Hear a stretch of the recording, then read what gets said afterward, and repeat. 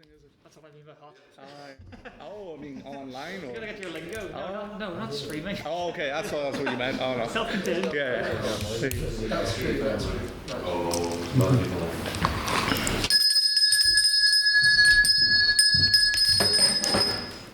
Members of the House, I welcome you to what is the 8th in our LitTalk series of the 177th session in conversation with Speaker of the NI Assembly, Mr. Edwin Poots.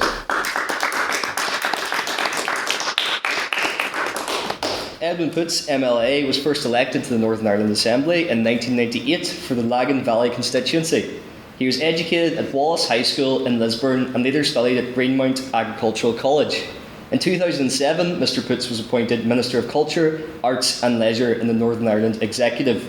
He later served as Minister of the Environment from 2009 to 2011, Minister of Health, Social Services and Public Safety from 2011 to 2014, and Minister of Agriculture, Environment and Rural Affairs from 2020 to 2022. As of 2022, Mr. Poots is the MLA for South Belfast, and in 2024 he was elected as the Speaker of the Northern Ireland Assembly.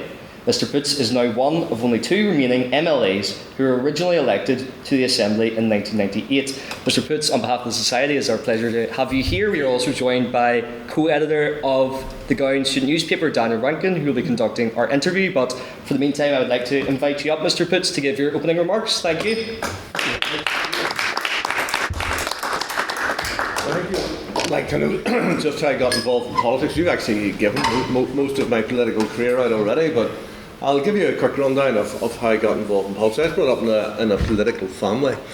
I suppose some people talk about big house unionism. We certainly weren't that. So way back in the days, my granda would have actually went out and canvassed for the Labour candidate. He was a farmer and he thought that the unionist government of his day wasn't very good to farmers, and he would have went out and canvassed for the Labour candidate. On the other side of the family, on the Wilson side of the family, I had an uncle who actually stood against Lady Waring, and I think that was up around the Warringstown area for election. I think he'd done that more for the crack. He spent a lot of time. He had a farm as well, but he spent a lot of time going around various venues telling jokes and yarns, so I think he probably thought it might add to his value, and he came up with a wisecrack at the event, which Lady Waring wasn't very happy with, but nonetheless he was a bit of a character, let's just put it like that. So I didn't come from a family that was involved in, the whole unionist administration that had existed. And my dad got involved with Ian Paisley in the late 60s, and he actually stood as a candidate with Ian Paisley in 1969. So that's our pedigree in history. When it comes to being DUP, you couldn't get a much stronger pedigree in that sense. He was there whenever the DUP was established in 1972. Stood as a council candidate in 1973 and stood for the Northern Ireland Assembly, which was the first power sharing executive. It only lasted 11 months, and got elected to that, and then the Northern Ireland Convention. And that was all over that early years of my life. So I grew up in a family where politics was very live. I remember the Ulster Workers' Strike, for example, and my dad was heavily involved in ensuring, people in the local housing areas got their food and so forth, and making sure that the milk tankers could get through to the farms and all of those things. And it was a very exciting period to be growing up in a home like that there and seeing all of this activity. So for me, politics was always really, really interesting. A bit of a wake-up call in May '76, and came home from school. I was only 10, and my mum was quite distressed. I was very distressed, in fact, and the INLA had tried to take my dad's life. So he'd been down at Allam's Market, where the current Waterfront Hall is, and he'd been selling lambs. He noticed a couple of boys in the market that shouldn't be there. If you go to a farmer's market, you'll know people who shouldn't be there. They'll stand out like a sore thumb. And there's a couple of lads who came in from the estate, the market's estate, and he knew that something wasn't right. And he did have a personal protection weapon. He didn't use it, but he had a sense that something was wrong, and whenever he was coming out at the end of Cromick Street, here this guy was standing with a gun, and he dropped down and accelerated, and the bullet hit the door of the car, but thankfully he came away unscathed. But that had a serious impact on me, that someone would actually kill my dad. That was a fairly significant issue for me politically. And one was caused me to become quite bitter when I was in my teenage years in particular.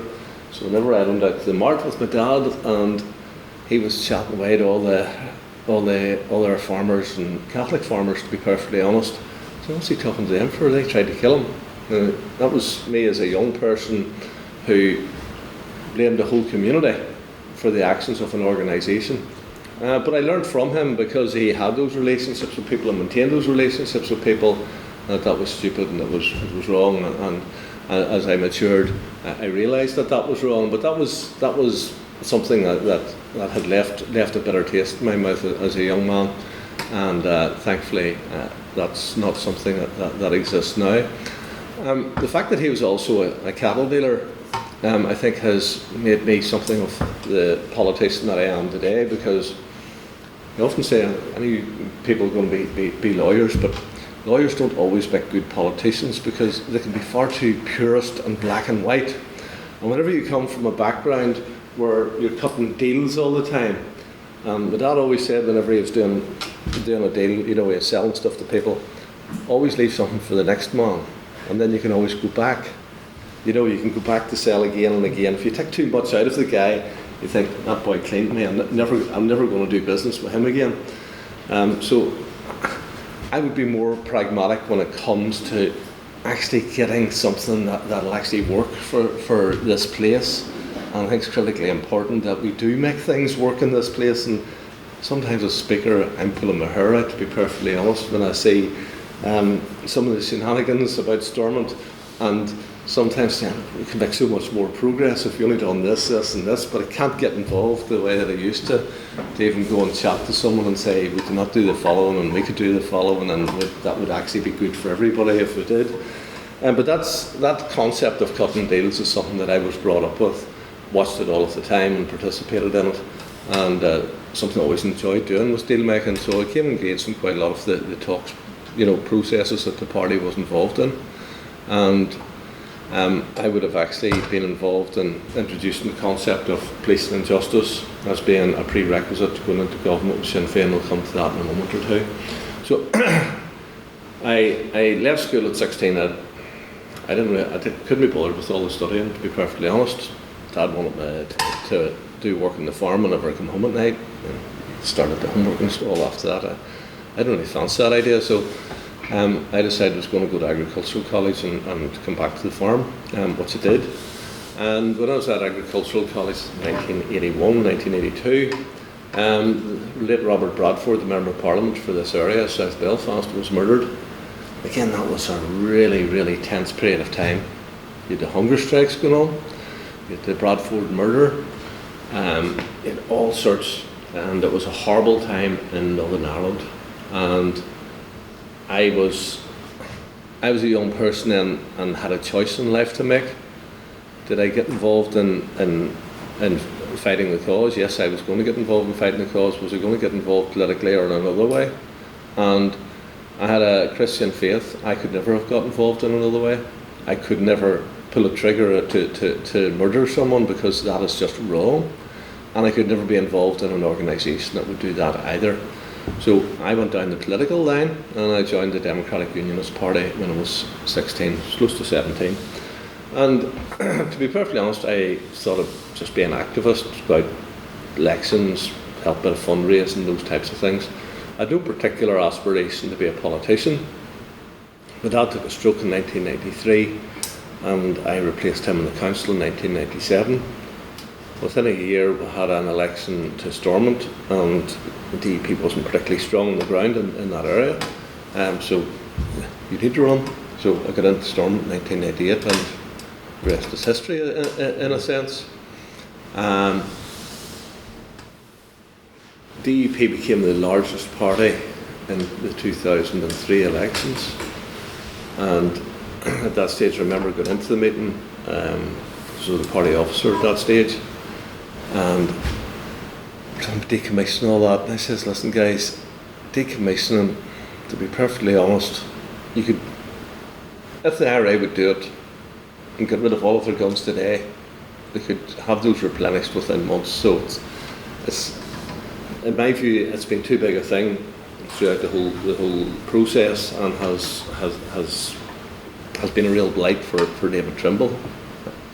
And I said, if you look back historically, and even again from the Christian perspective, the first duty of a country is to protect its borders, and the second duty of the country is to, be the policing and justice for people. So go back to biblical days, and you had the judges and so forth, and they administer justice.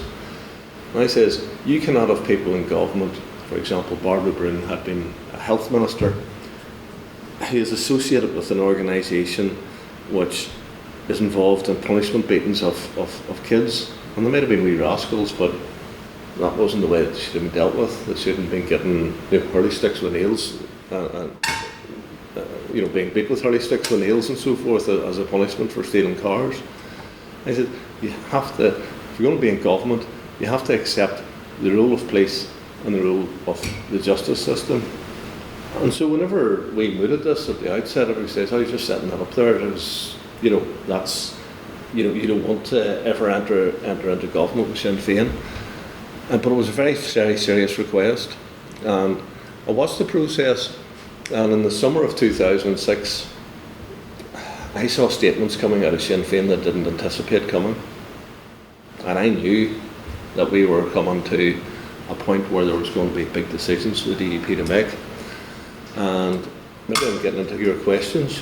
No, not yet. Okay. I knew that we were getting into a position where there were going to be big decisions have to be made, and some of our party weren't as well ready for it, or weren't thinking the way I was thinking. And sure enough, Tony Blair called the talks in St Andrews in 2006, and I think it was October. And we went over Wednesday, talks went on Thursday. Didn't seem to be making much progress. So Blair and his team said, right, we're going to call these talks. And I think they anticipated us getting all excited. So we start packing the bags, and we're actually getting ready to leave the venue.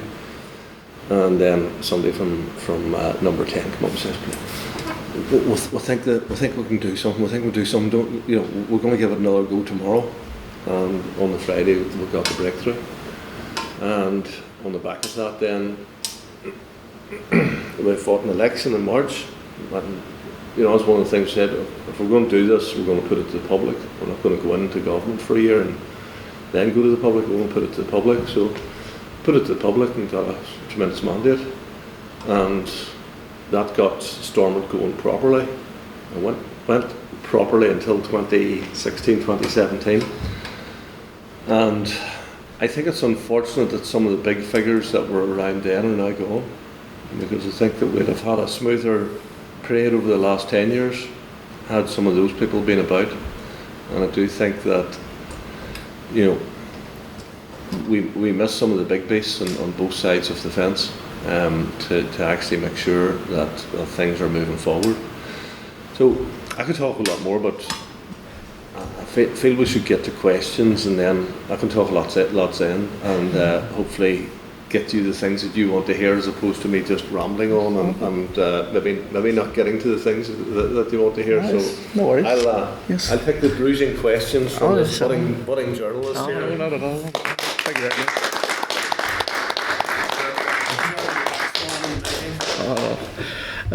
Not that harsh, definitely. I'd like to start by going into your role currently as Speaker. So arguably as Speaker, you're effectively the centre of the power sharing government. You're non-partisan, not officially in any party, and you're supposed to mediate between parties. Do you think that has changed your views on moving about and dealing with party relations? Not really, because I've been one of the people who could have spoke to any of the parties about things. So over the period of time whenever I was a minister, I would have worked with other ministers For example, during COVID, Colin Killian approached me about doing something for local towns. And she was the Communities Minister, which had responsibility for urban regeneration and responsibility for rural regeneration. So the smaller villages, towns below 5,000 people, I had responsibility for. And together we put a package together and moved things forward. I remember whenever I was the DME Minister back in 2009, Conor Murphy was the DFI Minister, and there was a lot of crossover. And again, we would have engaged and done business and made things happen. And to me, that's just critically important, because in every department you have a crossover with other departments, and in those instances, very often pulling the resources of the civil service, pulling the financial resources that you have, means you can get a far better bang for your buck. Yes, I see. If you actually work with each other. So I suppose it's a natural thing, the speaker's role and having to work with everyone, that's just not an issue for me. It's something that I've been doing for most of my lifetime in politics now. Thank you very much. So as Speaker, you certainly have to engage with the changing political climate. I think you've talked quite frequently about how certain online abuse, for example, of politicians has ramped up in recent years, certainly with social media.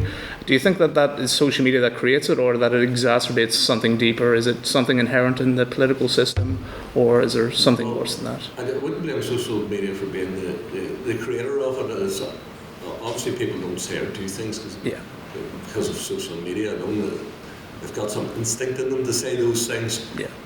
Social media gives them the ability to act it out. So, if I was walking down the street, people wouldn't say the vile things that they would say on social media. Potentially they'd get a smack in the face, not necessarily from me, of course. But people just wouldn't get away with saying those things to you. Politics is rough and tumble, and that's the way it should be. It shouldn't be some spot for people to be soft and to be weak and expect everyone just to let's all be nice to each other. That's some sort of false narrative of politics.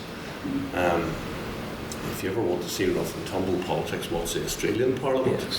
Yes, and it certainly is much more robust than our folks. In fact, Westminster is much more robust than our folks. So whenever I'm getting complaints coming from members that it's a wee bit choppy, I'm sort of, for real here, this isn't bad at all. I've seen an awful lot worse in a lot of other parliaments.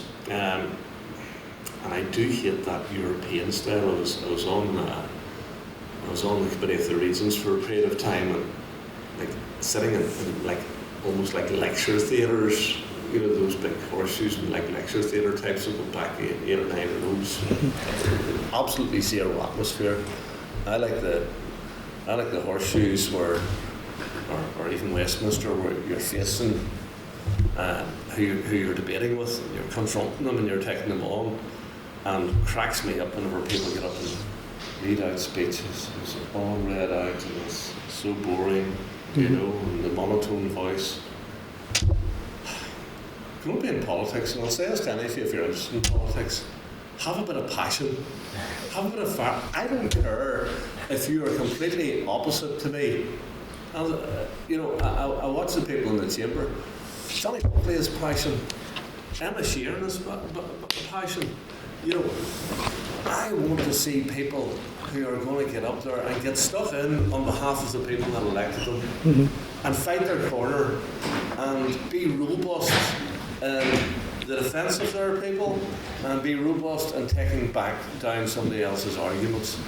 So I don't know how I get on with that, but anyway, that's the sort of politics that I like to see. So Stormont was probably a bit livelier since I took over the chair. Yes. And hopefully it remains that way whenever I move on. Maybe I move on to the back benches and ensure that it stays lively. Do you think your view of the role of Speaker itself has changed since you took up the role? I never paid that much attention to the speakers. That much over there to chair the proceedings. I got told off now and again, and Jenny just took it to the chin. got pulled in a couple of times, had to apologise and stuff like that there. But anyway, I do see a different side of it now. There is an entirely diplomatic side. So I actually enjoy that, believe it or not. So last week, for example, I had the ambassador for Vietnam visiting Northern Ireland. We've had also the ambassador of Korea, China, Taiwan, some of the South American countries, most of the European countries, America. So we have lots of these dignitaries come, lots of senators from both the main Congress and the Senate in America, but also from the States. Prime ministers from various countries, mainly across Europe. And these people all want to come and see Northern Ireland, see what's going on. So if that more ambassadorial type role, I really enjoy that because I have a real heart for Northern Ireland. I want Northern Ireland to be a place where the vast majority of you will be able to stay here if you choose to stay here, because there's good opportunities in this place. And therefore, if that's to be the case, then we need to ensure politically that those opportunities are created. I look back particularly in the period of Martin McGuinness and Peter Robinson and the investment that came into Northern Ireland. There was 5 or 6 big American banks all invested in back office jobs here. There was London solicitors and others Alan Overy for example, who invested in jobs here. Our life sciences have grown. Whenever I was Minister of Culture in 2007, there's people who came to me and told me this stuff about using the paint hole in the Titanic to make films, and would I give them money to set up, there's 4 pods in it, to set up another pod. And I looked at it and I said, I'm going to give this a go. And then we went out to LA to tell people about the opportunities that existed in Northern Ireland. And a year later, HBO signed up for Game of Thrones. Whenever I was growing up, the thought of a company like HBO or other big companies coming over here to make films was high in the sky. You would never imagined it. And now we have the most modern facility up in the North Foreshore there, the Ulster Studios. The most modern, as you said, that's a University of Ulster project, not crazy. Sorry guys. But anyway, you've got the most modern studios available anywhere in the world. The opportunities and the progress that was made over that particular period of time was absolutely fantastic, and has enabled many thousands of young people not to have to look outside of Northern Ireland for jobs. Many people will want to go and do things in other countries, but lots of them choose to come back as well. And that's a far greater opportunity than it used to be. Whenever I was at school, a lot of my colleagues, school friends, went to England, studied at university there, and never came home. And there's 2 reasons for that. The troubles was one, and secondly, the jobs weren't available. Whenever I was growing up in the 1980s, unemployment was 20-25% across Northern Ireland. Places like Strabane, West Bank of London, dare I say, is 70-80% unemployment. Absolutely horrendous. So things have changed. People very often say to me, politics doesn't work and the assembly doesn't. The change that has happened over that period of time has been unbelievable. And of course the biggest change is that whenever I was growing up, we had the murders and bombs. Whenever I went going to the city centre with my mum, I remember going as a kid, and it was like going to a football match. You had to go through the steel barriers. Bags were checked, all of that there, and now we're just like any other city in the world. And those changes are about politics working, and they're good. Being present, essentially, yeah. Just wondered, so the DUP's main mandate when you were elected was, of course, opposing the protocol. You stressed, of course, that the Assembly was an asset and not something to be collapsed in opposing the protocol. Of course, in early 2022, the Assembly did collapse and remained so for 2 years. Do you still have that faith in the Assembly for managing and engaging with major political differences, constitutional even, such as the protocol? Well, I wouldn't have collapsed it. That was my position. That would be my position. and I think that has probably been justified now. Some people say to me, do you think the Assembly is safe? You know, and I say, well, Sinn Féin collapsed it and they didn't get an awful lot out of it, more than they would have if they kept it going. The EP collapsed it and they didn't get an awful lot out of it, so I think the two big parties have got a bit of a lesson that collapsing the Assembly isn't a means of forcing the hands of others to get exactly what you want. Because people always come in with new asks and different asks and all of that there, so I do think that the Assembly is only showing down, and if we don't have it, things will be worse. So today there was an urgent oral question, for example, on excess deaths in hospital, and you mentioned I was Health Minister. 12-hour waits whenever I was Health Minister was something that just wouldn't be tolerated. And now we have thousands per month in our emergency departments. It's an absolute crying shame. All of this fell apart when the Assembly wasn't working. That's right. And the ministers that have come back in have struggled to pick it up and to make things better again. Whenever I was Health Minister, waiting times was about 40% of what they are now, the numbers of people who are in excess waiting times just for general treatments.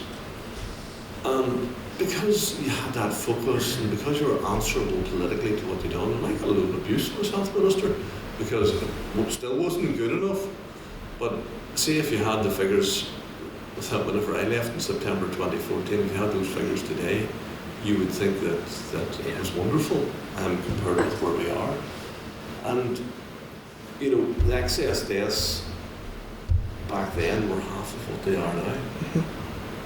That's the toll that not actually focusing on what you have to do and spending your money appropriately in the health service. Because civil servants, they haven't the real authority to make the decisions that a minister can. A minister has tremendous authority, and a minister can take more risks if they're inclined to do it. And as a consequence of that, you know, our health services fell into significant decline. Our infrastructure, you know, we look at Northern Ireland Water and all of those things, in every area it's nearly failing. The planning system is grinding things to a halt. So therefore, to go out and get the investment that I was talking about that we got in that period, 2008 or 9 through to 16, 17, 18, it doesn't exist now because our planning system is so poor. We don't have the same finance to maybe to incentivise people to come. And very often I look back and reflect, those were definitely the best days of politics. And it was a good time to be a minister, I have to say. You know, you could get a lot done. Oh, yes, absolutely. Do you think that the absence of Stormont itself contributed to increased political vitriol? Oh, yeah. Yeah. You know, whenever you're sitting in committees with people day in, day out, and in the Assembly and all of that there, you do get to know people a bit better, so it's, I suppose we get away from that there, and people are looking somebody else to blame. It's much easier to be insulting, even as politicians, through the message of media or social media as well as people on the ground. So whenever you're actually with people, it's probably less vitriolic than it is whenever you're away from them. Oh, true. So back to the DUP leadership. So you were ousted during a party revolt following a 24-4 vote against your appointment of Paul Givan as First Minister. Brandon Lewis, who was the Secretary of State of Northern Ireland, had said that it would be difficult to have the leader of the largest party not be First Minister. Do you think that not becoming First Minister of Northern Ireland was a mistake, either internally within the DUP or working with Great Britain? No. I think that I wanted to focus on party leadership. People who didn't accept the result essentially were able to construe and get a few people to flip. That was unfortunate, but the consequences of it. Well, I had to step down, but I I was right to appoint a First Minister. I was right to keep government going. I have no doubt about that. And yeah, I think now people probably look at it and are living with a bit of remorse given some of the things that have happened since. Yeah. But nonetheless, it is what it is. I always said in life, when you get knocked down, you can lie there and moan and complain about it, maybe listen, or you can dust yourself down, get up and get on with things. And I learned a lot of resilience from my dad. Came through really tough times from he was born, essentially. He was born in 1929. You had a depression for the following 10 years. Then there was 6 years of a world war. Then you had a period whenever there was rations, and those people were made of real stern stuff. That generation, just my dad, but that generation was made of real stern stuff. So my daughter said, "Now's the hardest time to be a young person. Catch yourself on. You don't know what hard times are." And it's harder to buy a house. No, I'll give you that. It's harder to buy a house. But it is not harder to be a young person today than it was back in the 1930s and 40s and all of that. There are kids having 16, 17 signed up to go out to war and all of that. And it's not as hard as it was whenever I was, and grinding unemployment, a lot more poverty, and real poverty, and the troubles. So it's not that bad a time to be a young person, to be perfectly honest. But I learned from them, get up and get on with it. So I got knocked down, I got back up, and you know what, I haven't done too bad since. Thank you. It seems that a precedent has been set with the next two DUP leaders not taking the role of First or Deputy First Minister. How do you think that actually changes party dynamics and working within the Assembly? I do see, I always saw the benefit of the separation. Like Mark McGuinness was never the official leader of Sinn Féin, Jerry Adams was. So when it comes to negotiating and working things out between the First and Deputy First Minister, he always had that ability to say, well, I'm going to have to go back and talk to people. He could always play for time a wee bit. Where Peter Robbins and Paisley wouldn't have had that advantage. But I also see the benefit of someone who's capable of making the decisions as a leader, being the First Minister.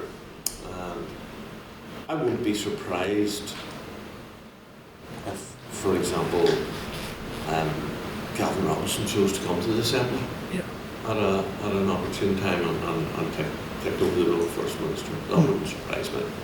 It's not going to happen, obviously, anytime soon. But that's a distinct possibility. And I would understand if he chose to do that. I would completely understand his reasons for doing that. Do you have any regrets during your time as DUP leader? Yes. What ones? Not taking, ensuring that the annual general meeting happened for party officers before making the big decision, because the revolt was led by them, and many of them were out of their mandate, but that was life. Again, that was a significant failure on my point. I expected people to accept it, and the outcome they didn't. The fact that the person who took over as leader of me had been engaged in secret talks with Doug Beattie to join his party at the time, as a demonstration that they weren't accepting the democratic outcome. So back to your role as Speaker. So I recall, for example, last month you hosted Seachtain na Gaeilge celebration at Stormont.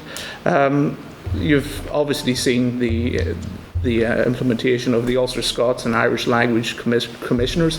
How have you engaged with that as Speaker, do you think? Well, we would hold a whole series of events over the year, and we're hoping to hold one for the American 250 later this year. Yeah. And we'd like them to be, you know, my role as speaker is to try to respect and to demonstrate to the people of Northern Ireland that the Assembly, through the Speaker's office, is reflective of Northern Ireland as a whole.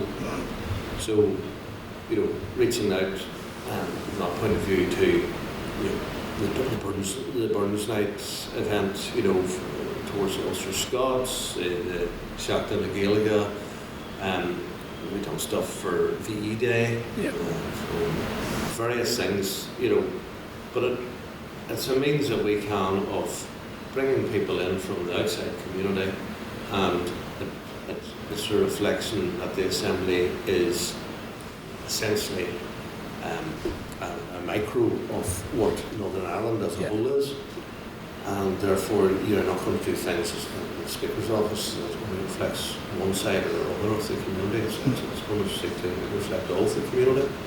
We've had police days, other days for various ethnic communities and other minority groups. So, no, there's a lot going on there. Mm-hmm. Interesting.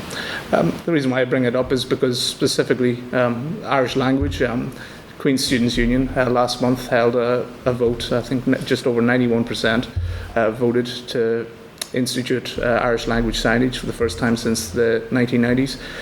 Specifically about the two languages, I think there's particularly a high level of vitriol between the two cultures. Like, how do you think as Speaker that is engaged with? It's less of an issue for me. Some people choose to speak Irish and have the simultaneous translation. I have a particular issue about that. And you know, I don't think people have anything to fear from a language per se. Yeah. I don't think a language should be used to drive a political agenda. Yeah. And culture should be used to drive political agendas, and we have to be real that does happen in Northern Ireland on both sides.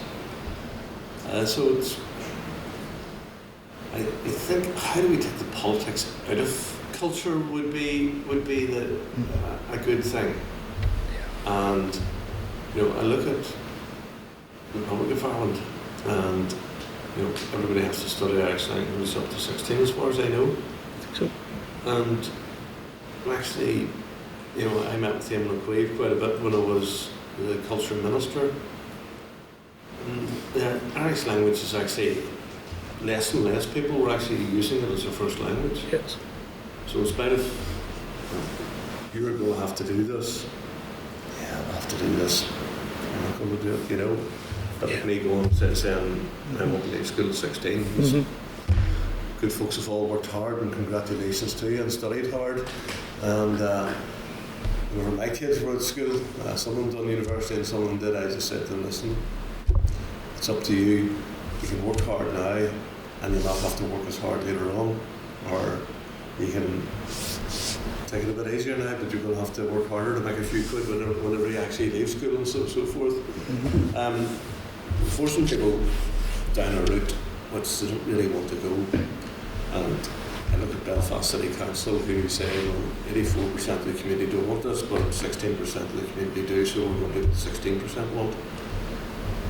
That's not a way to promote culture and to, you know, persuade and encourage others. And people need to be a bit more rational and sensible about things if they want to actually take the tension and sensitivity out of these things, make them less political, and make them more acceptable. You know, I look at Irish dancing, for example, and that is so inclusive now, and you know, kids all across the country, you know, loads of kids who want to participate in it. It's not political religious or anything else. It's just people want to do Irish dancing. And I actually had that conversation with Jerry Adams way back in the day. You're actually doing the whole thing about encouraging people to participate in the Irish language more harm than you are good, like going down the route that you're going. So that's all I said in the past, not speakers anyway. Yes. I've had those engagements and conversations. Do you think it's possible to depoliticise language? I do. Why is that? Well, again, go back to my Christian background. Huge mistake by the Westminster government to not allow churches to preach in Irish and use an Irish Yes. Bible. The majority of the community spoke Irish at that time. And that's why, the Republic of Ireland there were so few Protestants in it, Yes. because people couldn't actually preach the gospel in the Irish language and actually engage in conversion of people. That was their first language. My son actually works with tribal people, and he's learned a tribal language to speak to them about the gospel and take the gospel to them. So that was a mad thing to do. And back in the late 20th century, or late 19th century, late 1800s, early 1900s, the Presbyterians kept the Irish language alive. Mm-hmm. You go to Scotland, it's Presbyterians, Islanders, very strongly Christian actually. It's kept the Scottish language alive. So, to me, language does not have to be divisive.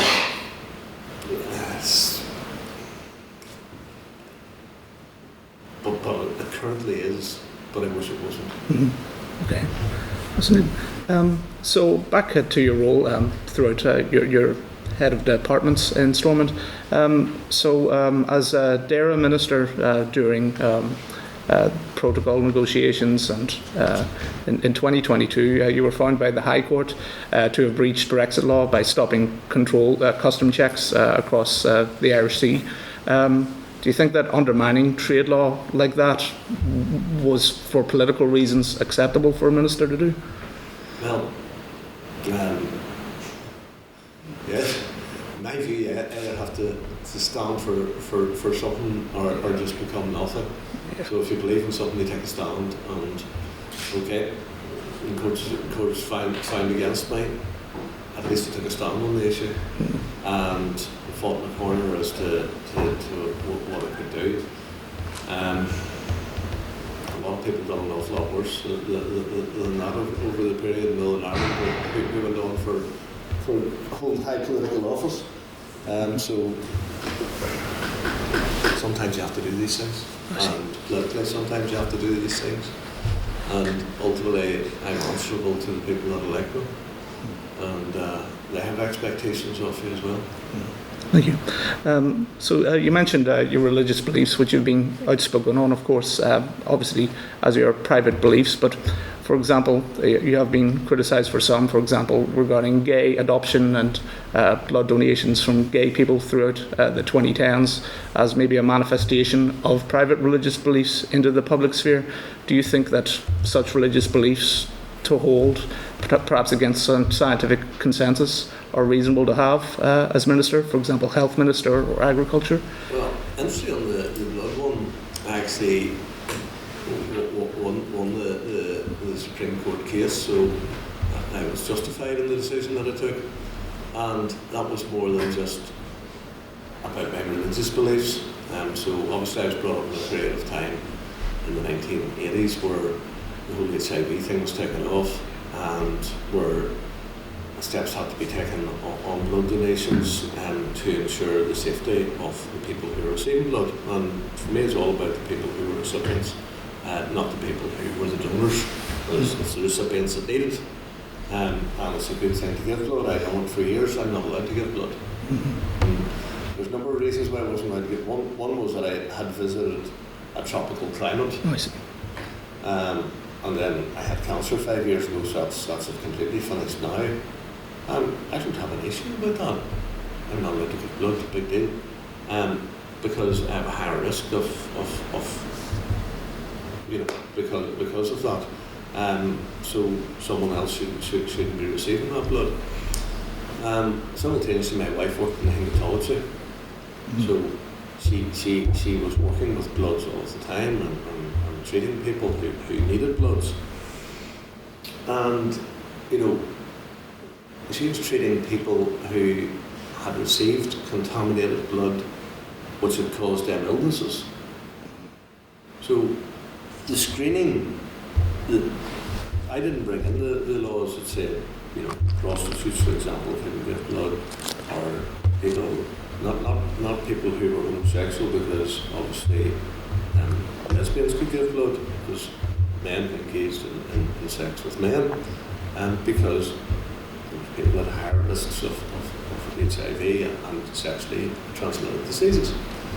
So it was certainly a much more complex issue than some people wanted to make out.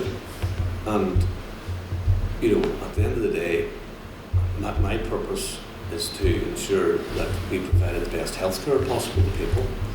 And if you were in hospital, as many people were in the 80s and 90s, and received blood and ended up with conditions as a consequence of that, and there's just been a big case settled there a couple of years ago for people with haemophilia, then you would be wanting the most stringent rules around the donation of bloods possible, and that's what I was about. To be honest, when I made that decision, I didn't expect it to blow up into the whole cause celeb that it actually became. I didn't. So I'll say this thing about being in a ministerial post. The decisions you didn't think much about were the ones that came back to bite you. I see. The ones that you actually worried and tossed about, took weeks and weeks to actually come to a decision on because you were quite troubled by it. I didn't think that was a particularly controversial decision. It turned out to be one of the most controversial decisions ever. But also on, for example, same-sex marriage and, well, abortion legislation coming in line with the rest of the UK at the start of the decade. Say, for example, same-sex adoption, same-sex marriage. Why shouldn't at the time have Northern Ireland been in line with the rest of the UK legislation? Well, I suppose my view of marriage is that marriage wasn't created by government, it was created by God. Mm-hmm. And God defined marriage in the way that traditionally was one man and one woman. And for generations people have messed about with that. So people say, the Bible you read says about somebody who had multiple wives. That's true, but that's not how God designed it. So as a Christian, that's how I see marriage to be between one man and one woman. And, you know, if you want to do something different, do it. It's not stopping, two people engaging. And civil partnerships were created for that. But marriage was something that came from Judeo-Christian traditions. So people want to engage in that. They're engaging in something which came from that tradition. And therefore, that should be the ones that sets the parameters for it, not the government itself. I don't think any government has the right to interfere in the role of marriage. But that was my view. Not necessarily addressing the private belief, but isn't that maybe an example of private beliefs going into the public sphere with legislation? But I think it's more than a private belief. It's a fact that. Well, somebody want to challenge me that marriage, where marriage came from, whenever I said it came from Judeo-Christian teaching. So if we accept that that's the established, how marriage was established, that doesn't stop two people being together and committed to each other. I know people obviously like to be married, about half the population don't like to be married now as well. Mind you, they're quite happy living together. There's nobody stopping anybody having a relationship with the other. And actually, marriage as defined by the creator of marriage was between one man and one woman. As for abortion, I think that it is one of the most regressive things that you can ever do. And whenever as health minister, actually was given the whole breakdown of how abortions take place.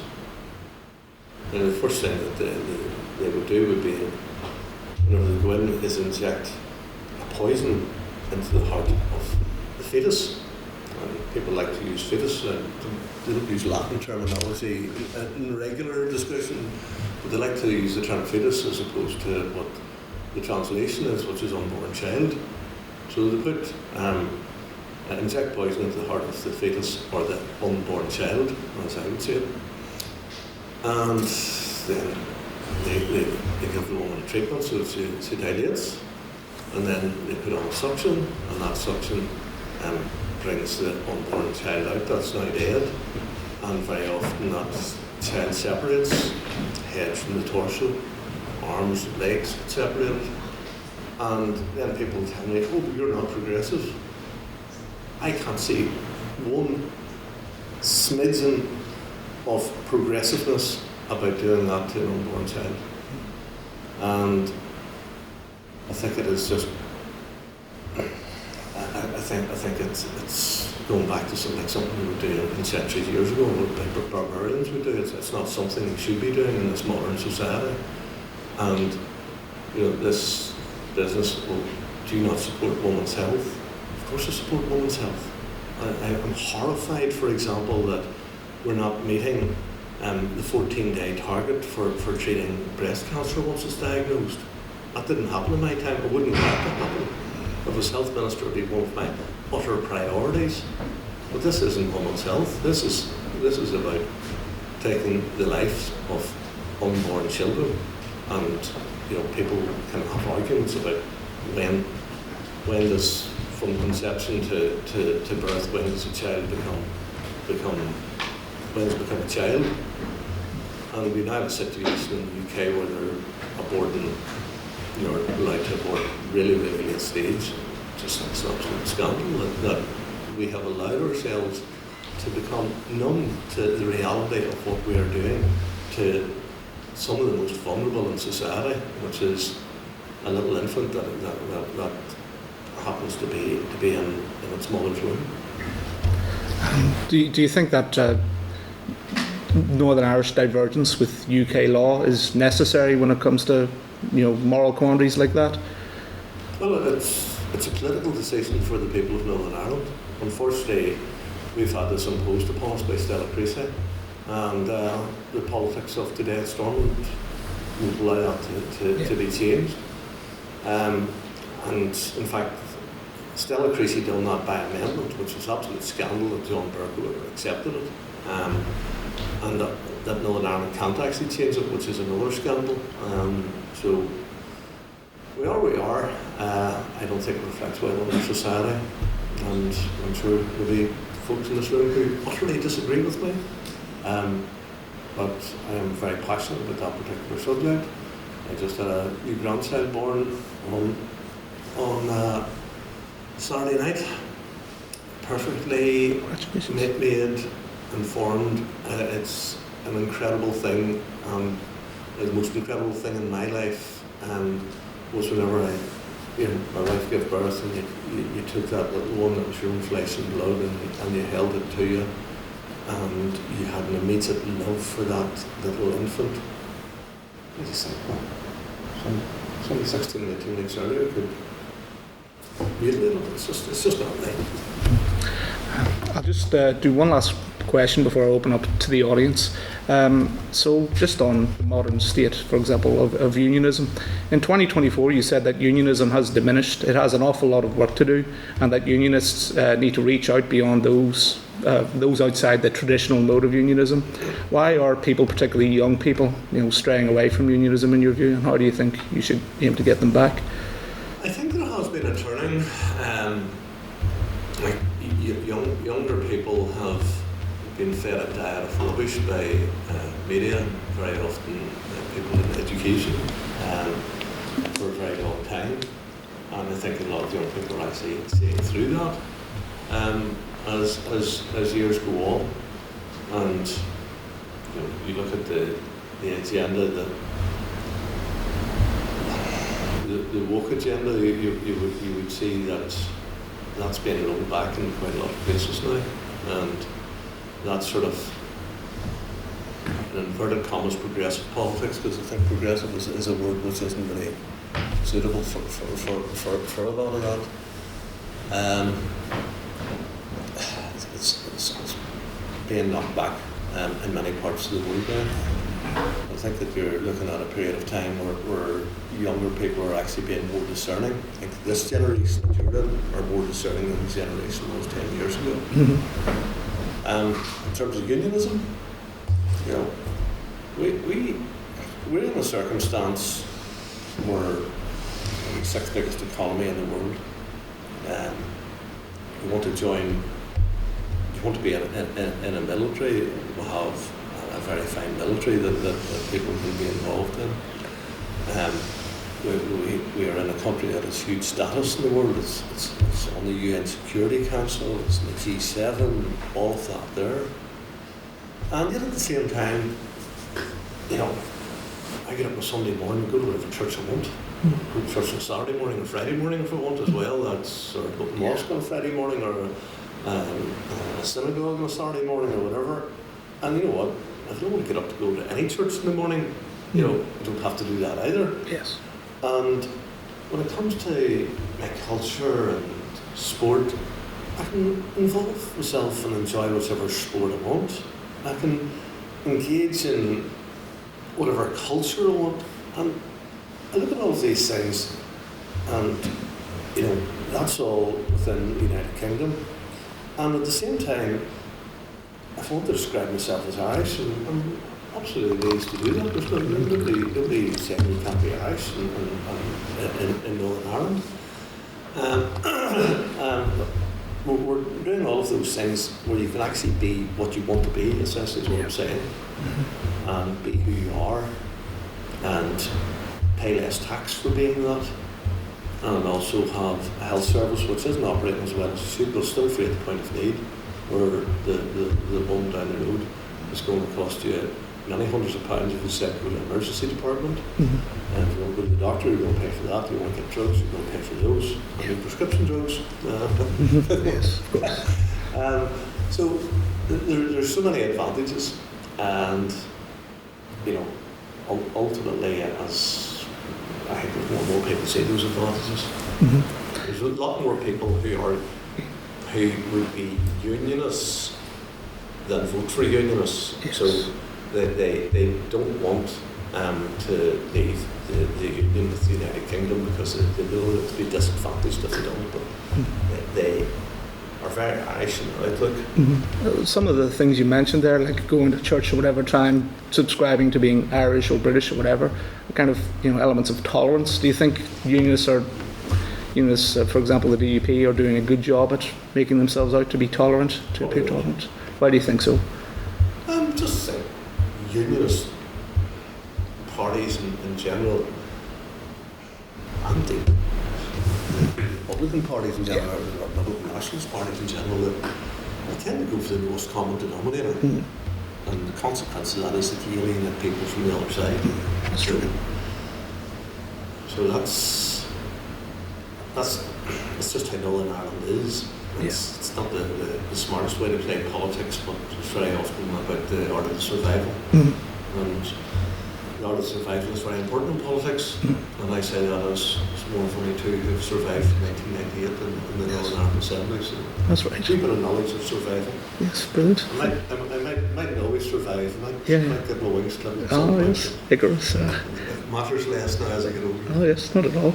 Thank you very much. I'll just open up to the audience. So if any of you have any questions at all. Excellent. I'll go James first.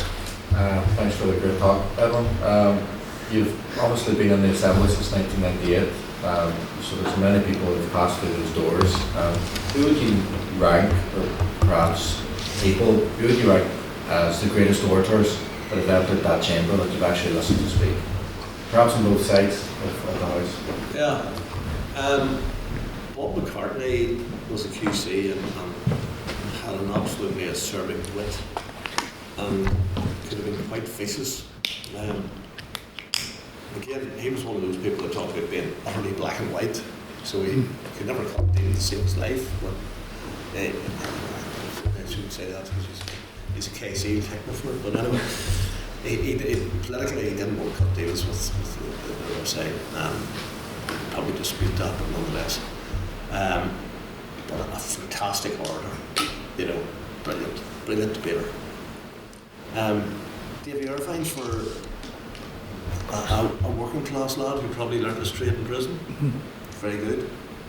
Seamus Mall was, he had a really earthy South Armagh brogue that went with it, which was really rich and I thought really added to it.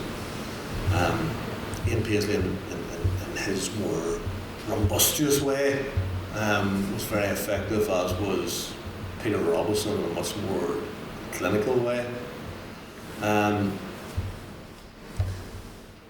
Others, John Hume was a very good politician. As an orator, it's a bit bland, but you know, an excellent politician and very good at taking a concept and turning it into a reality.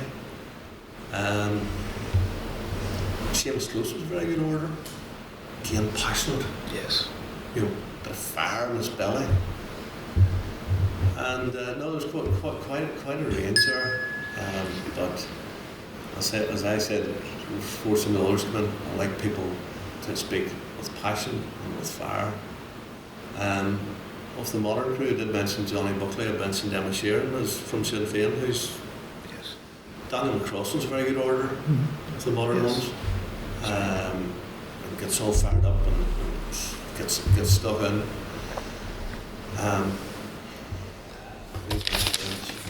Mr. Speaker, I would like to say today, you know, so reading something which very often has been constructed by someone else. Yes. And you know I didn't bring any notes with me. Oh yes, there you go. But reading things that's been constructed by someone else. Oh yes. Make you weep. Good. It used to be absolutely rejected in Westminster. You weren't allowed to use notes in Westminster. They have allowed it to slip as well. There you go. I'll take anyone else for a question. I'll take yourself. As the person taking photos, it helps very much that you're not sitting looking at the page. Yes. Thank you for that. But the Literatic recently debated whether this House would separate religion from politics. And I know you touched on it briefly at the end, but I was wondering, I'd like to hear your thoughts on that and whether you think maybe it's idealist. And I remember being on the Nolan show and someone saying that I should, when we were in the ministerial offices, leave my Christianity at the door. But if I was a humanist, I wouldn't leave that at the door, or atheist or whatever. And there's plenty of non-believers in our government, I can tell you. I've had this conversation with most of the Sinn Féin ones who don't attend any church. You know, it's religion can be a good thing, religion can be a bad thing. It depends how it's panned out. You know, religion as established in the Christian faith should be about love and about love. You know, Jesus Christ said, you know, it's asked what's the greatest commandment? Love your God, love your God with all your heart, and the second greatest commandment is love your neighbour as yourself. Now, if everybody in this room don't have to be a Christian, but if everybody was to obey that command in this country, love your neighbour as yourself. So you treat people who, and your neighbour isn't, by the way, it was the Jew and the Samaritan who hated each other. Was how he described it. So I would be as decent with my Roman Catholic neighbours as I would be with my own family. And I'll tell you good Roman Catholic neighbours. My dad grew up and their neighbouring farmers were Roman Catholics, and that was between Dromore and Banbridge, and they always went, both big families. Got a group of family of 11, and the McAteers were a big family as well, like there were 8 or 9 of them. So whenever it came to harvesting the flax and the wheat and all, so much work was done by hand then. The machine came to one farm, and the Pootses all went to McAteers, and then the McAteers all came to Pootses, and that was proper neighbourliness. And last week I took a machine down to McAteers to get fixed, because one of them is, you know, an agricultural mechanic, and there's a relationship that still goes on, even though I may have 10 or 12 miles from them now, but you know, if we all followed those basic commands, we'd be a lot better place. So religion as it comes into politics, particularly in, I would say, in the Middle East and other places, it's going to be pretty awful. But if it's actually carried out right, it shouldn't be. And so this notion of just take that and throw it out completely. Most of the governments in Europe, most of their rules were based upon biblical principles. So when you take the commandments, you shouldn't kill anybody. It's fair enough. Don't think about it, screw that. You shouldn't be telling lies. Probably all do a wee bit of it, like, but we shouldn't really do it. I think we'll all agree with that. We shouldn't be thieving. We'll all agree with that. You shouldn't be messing about with your neighbour's wife or husband, whoever it happens to be. That's pretty good too, so it is. Or your mum and dad looking after them. Well, I think most people who do that actually are better off, you know, when you go through that. And actually, most of the governments that were set up back in the day across Europe were set up on that basis. And now we'll have all this human rights legislation that has superseded that. And I don't think that we have advanced as a consequence of all of that human rights legislation, because we now have a situation where the onus and the burden of proof is so great that people who engage in criminal behaviour get away with it far too often because of human rights legislation. And so I'm sorry, I'm 69, I'm old and traditional. I'm not going to change now, so I'm not. You're all young people, and you probably see things somewhat differently and all of that, but listen, it's good to chat to you about it. I'll take 2 more questions. Jonathan and then Ash. Go ahead. I wonder, given that over the last 3 years we've seen 3 of the worst sort of algae blooms in Loch Ness, and given just broader concerns around climate, I wonder if you still believe that it was right to impose the cap on penalties given out for farm pollutants? Yes, absolutely, 100% right. And I'll tell you why. Because when Northern Ireland water pollute waterways, they can be taken to court and fined for it. When a chemical company or a company, as an industrial company, has a leak of some kind and pollute a waterway, they can be taken to court and fined for it. And when a farmer pollutes a waterway, they can be taken to court and fined for it. And that's called justice. Now, farmers happen to receive single farm payment based on the number of acres they have and livestock they have. And that actual decision was based about compliance with regulations. It wasn't purely about pollution. So when people came to me with a situation, one guy had 1,000 cattle and he had 11 or 12 of them with a single ear tag, and he was fined. He lost a single farm payment over it, and that was over £50,000. That was not justified. It was entirely unjustified. I only we were created a situation where that could happen again, where I put a cap on at 15%. So the cap of 15% meant that a farmer would still get fined or would still be punished in most instances to the tune of some thousands of pounds if he polluted. Plus he would have to go to court and get fined in court as well. So I don't know in any other situation where people are punished twice for the same crime or the same incident. This is the only area where people actually get punished twice for the same incident. We have a system in place, and you might say the system isn't working well enough in terms of punishing people for pollution. I wouldn't necessarily disagree with you on that. But I fundamentally disagree that someone is punished twice for the same incident. And you know, if a farmer pollutes a riverway, take him to court and fine him. And they do that, by the way. Take him to court and fine him. And I'd support the 110%. But I'm not going to say, and then we'll do this as well on him. And we're not going to do it on anybody else, by the way. We're just going to do it on the farmer. So that was the logic behind it, and I hope that helps better explain it to you, like yourself. And we'll take one last question from Ash. Go ahead. So I want to reference your outlook on blood donation, like from the perspective of a medical student. Yes. So I'm on my assistantship now in fractal reporting, Royal, and we often see people that need a blood transfusion. And I know that in 2012 sort of reference to argue that certain individuals who participate in certain like sexual risk activities, namely like people men who have sex with men, sex with quote-unquote Africans, and prostitutes should be banned from donating blood. I guess this view particularly concerns me because like just last year, 200,000 shortfall of blood donors were found in the UK, and I'm guessing a bit confused because blood, when collected by donors, have been routinely tested for bloodborne viruses since 1991.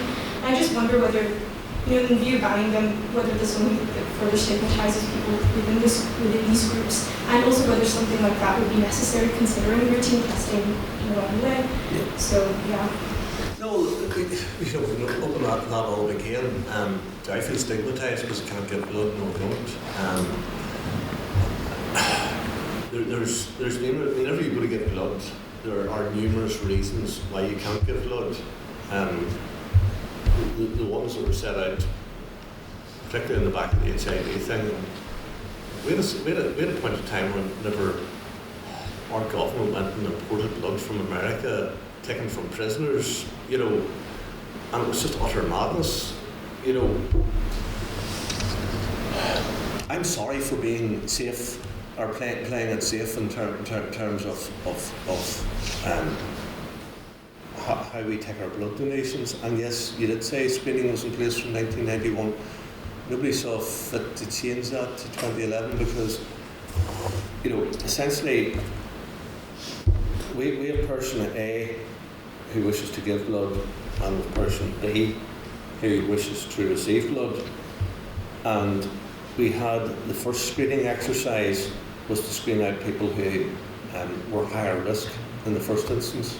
So I might be pretty confident that if my blood was screened, I would be able to donate, but I'm not allowed to do that.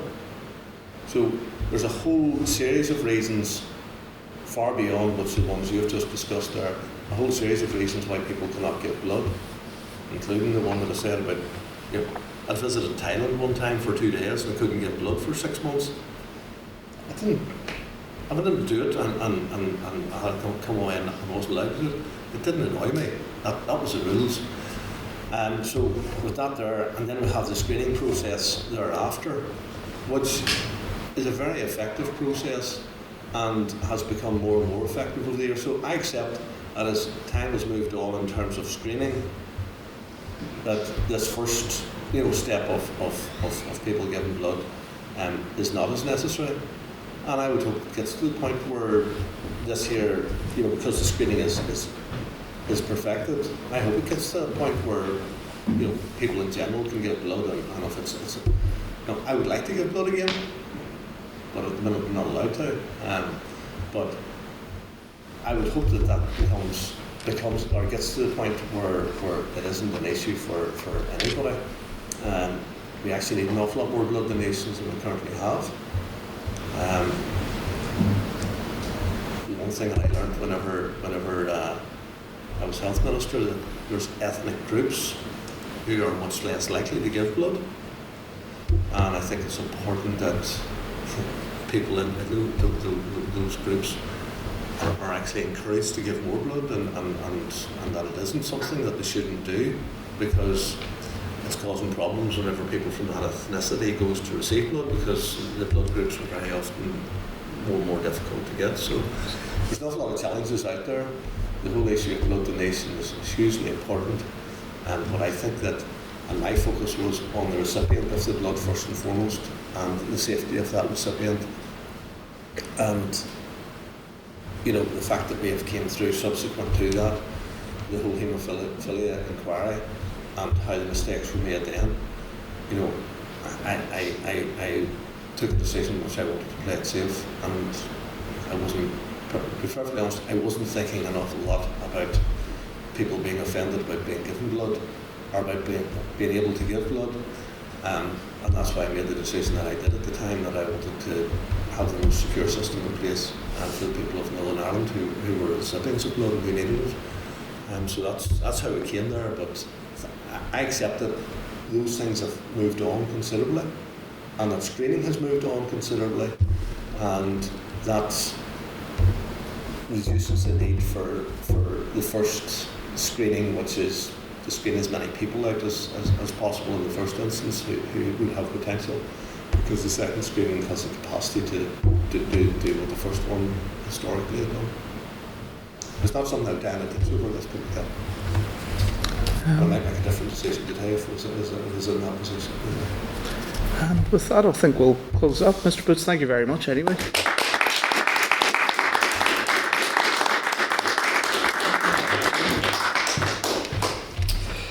Dear Mr. Speaker, you'll be glad to know that I'm not reading from my notes when I thank you for your reflections on your political career from its origin to your current position as Speaker of the Northern Ireland Assembly, but I also thank you for demonstrating your capacity not just as a Speaker but also as a listener and a responder, which we know are three key attributes any debater needs to engage in thoughtful discussion. And for that, and on behalf of our society, I would like to offer you with this honorific pin badge to show a token of our appreciation. Thank you.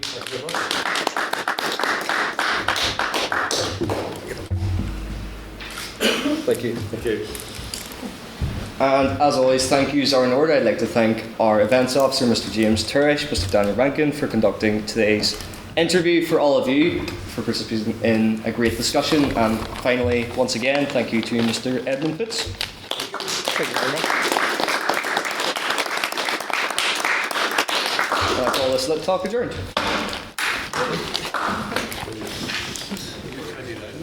That's right, Cumber. That's right, originally. So, that's right. That's right.